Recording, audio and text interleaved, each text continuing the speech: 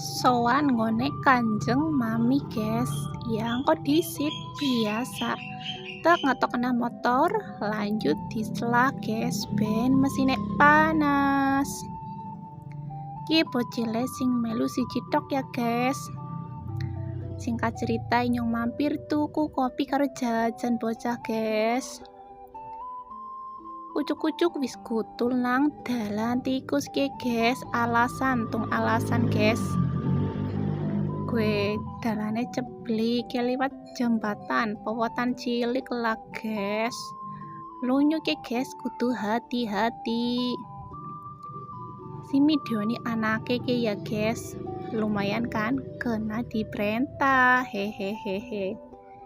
Inyong tek parkir motor disit guys. Ya banjur inyong ke mowot maning guys.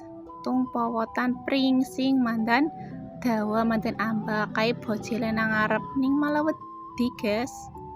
Jerek lunyu lah wong nyatane tes udan ya lunyu kae kalene mandan jero guys.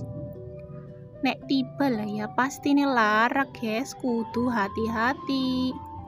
Suasana nangone Kanjeng Mami sejuk, asri, adem, akeh wit-wite, pokoke sejuk banget lah guys.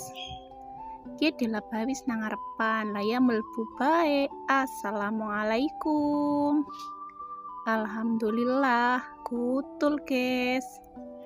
Ya wis disit guys.